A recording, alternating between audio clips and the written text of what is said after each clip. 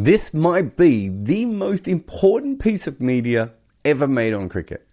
And it is also aimed at 4-year-olds. And if you don't have a kid around that age, you may have no idea what this is or why it matters. But when the little blue dog, her red sister, and her old man play in a game of cricket, it could actually have a long-term impact on cricket around the world. So if you need a VPN, go Nord. Use nordvpn.com/Kimber to get a huge discount off your Nord VPN plan, plus 4 additional months for free. It's completely risk-free with Nord's 30-day money-back guarantee. The link is in the show notes. Protect your computer like a cricketer protects its nether region with NordVPN today.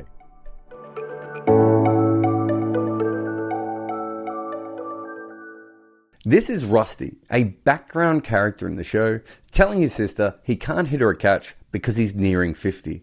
About the most cricketing thing anyone has ever said. So what is all this? Bluey is a kids' cartoon that has been around for a few years and came out of Queensland. Perhaps their best export since Matt Hayden. Being an Australian show, cricket is often mentioned in the background. And sometimes that can be confusing for the American audiences. Like that one time a mum got confused thinking the cricket bat was actually a wine bottle. That made news somehow as well. But this episode is actually all about cricket. And Bluey has covered a lot of different sports like hockey, rugby league, and squash. But this is different because the episode is about cricket. It's not using it as a background. When this was first shown, it was actually during the World Test Championship final. And it is arguably better at promoting cricket than anything the ICC, or really any board, has ever done. And I didn't watch it when it first came out because I know that too much of my life is already taken up with Bluey on TV. I wasn't going to search out an episode, being that I've already seen every other Bluey episode 15 times minimum. But the new editions just dropped on Disney Plus and other platforms. And so I, and lots of other people around the world, watched it for the first time. And a bit like I did for the Aaron Sorkin episodes, I wanted to go through the cricket in this. We start off by seeing a normal bit of kids playing cricket, where Bluey bowls out her sister, who also knocks her own stumps down. And Bluey has had enough, and she wants to go play chase. Bandit, her dad, says that they'll go after they get Rusty out. The only problem is, no one gets Rusty out, and he slams the first ball straight back down the ground for a boundary. Bandit, like any cricket dad, decides now is the time to bowl properly, and he says, "Are you okay with a bit of swing, Rusty?" This is really early on in the episode, and this is the sort of thing you only say if you know a lot about cricket. This isn't a casual person writing about it. And you can also tell that right now, cricket is part of the storytelling. And of course, this is about Australian cricket, so there's a little bit of sledging as well. Bandit tells everyone to move in close when his brother comes in to bat.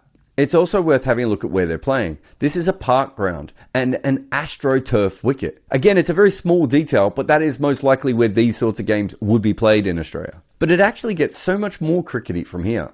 If you watched Channel 9 in the 90s in Australia, one thing you had to get used to was Tony Greig using a telestrator to draw lines and move fielders all around a screen. So when one of the other dads comes over with a plan, we see a very similar Tony Greig type telestrator. They're now moving the fielders around because Rusty loves to cut, and so they will bring in a gully and a point close together. Now, I would argue that this is too square to be a gully fielder, and it's actually a lot more like the double point fields that Stephen Fleming often used for Damien Martin. But that's just being a nerd. Also, if you really want to double down on being a nerd, they say that the next ball has to be bowled off stump. But if you're trying to get him to cut, you actually want it to be outside off stump. But it doesn't matter anyway, because Rusty picks the gap like prime Graham Pollock or Meg Lanning. But the backstory behind this is very interesting. Many Australian batters are thought to have their game shaped by how they played cricket at home. And here you have Rusty almost killing his mum with a cut shot, so he has to practice finding the gap to stop from killing her. And this is such a well-known thing in Australian cricket that Steve Kinane wrote an entire book on how many Australian players were shaped by their homes. It's also worth pointing out that this is actually a fairly common thing when you actually talk to players from all around the world about the way they play. Apparently hit balls from outside off to the leg side, because in his school if you hit them to the offside, the neighbour wouldn't throw the ball back. But the way they showed the location for Rusty is really interesting as well. After almost killing his mum, he throws the ball against the wall and practices hitting accurately. This is most definitely a homage to Don Bradman. Note the water tank and stump here, because this is what Don Bradman did at home when he was a kid. He would throw a golf ball at a water tank and then try and hit it with a stump.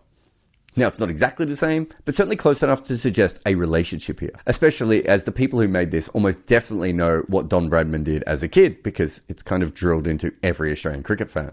Plus, the creator talked about how they tried to replicate Bradman's first pitch as well, not to mention that he also used things from rugby league and Wayne Gretzky in making this episode.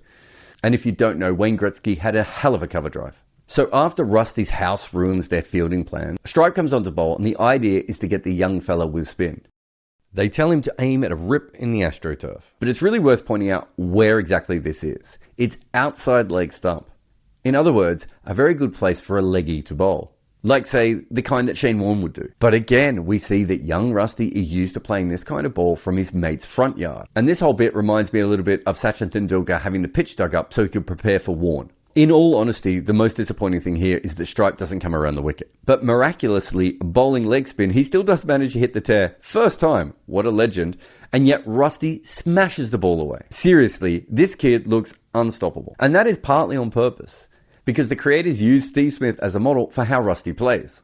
But luckily for all of us, they ignored him walking across the crease and playing to the leg side every ball, because that could be very bad for young kids everywhere. But a bit like Smith and Jofra Archer, Rusty's issue is pace. And the parents have had enough, and they now want to bowl fast at him. And so this gives us another long flashback, where Rusty is playing games with his older brother. This one you'll note is on a dodgy black rubber wicket.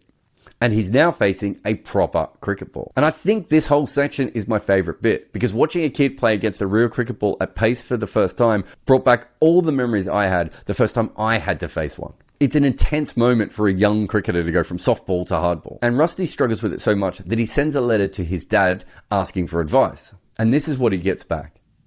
As you grow up, you'll face harder things than a cricket ball, and you'll have two choices.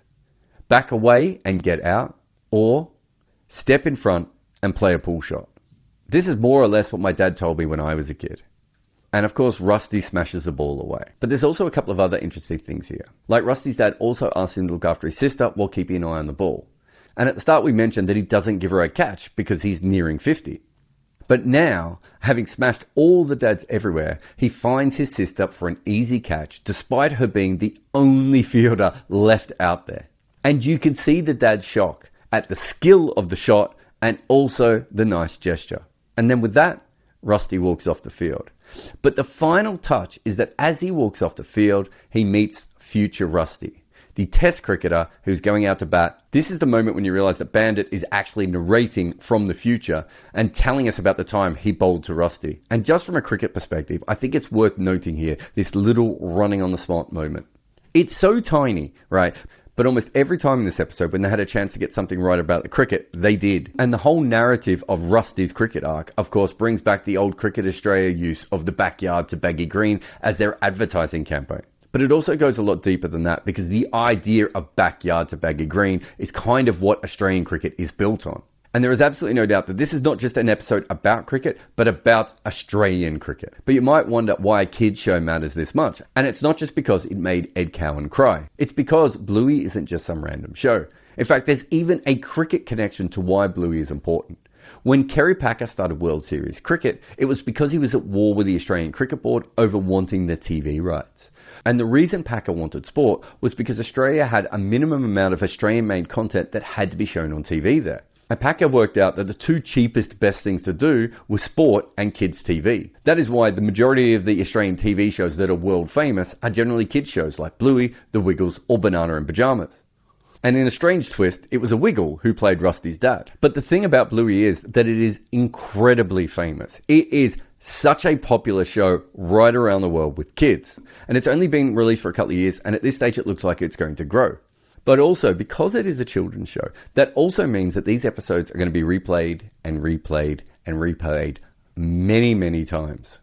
This isn't like adult TV where you watch something once and then maybe 7 years later you get the box set out again. Some kids who had no access to cricket before will watch this episode on repeat. And if Bluey continues to grow as it is, then that will have even more of an impact, especially as it reaches new markets. So cricket will have perhaps one of the greatest bits of promotion ever made about it being force-fed to kids aged 4 to 8 around the world for maybe the next 5 to 10 years. But also, just because it is so well made and cricket remains the most important thing in that episode, it can be a lot more powerful than normal. All the best things made about cricket so far, things like Lagan and the Bodyline series, are only really speaking to existing cricket audiences. And yes, occasionally cricket will pop up as a novelty in a random TV show or movie.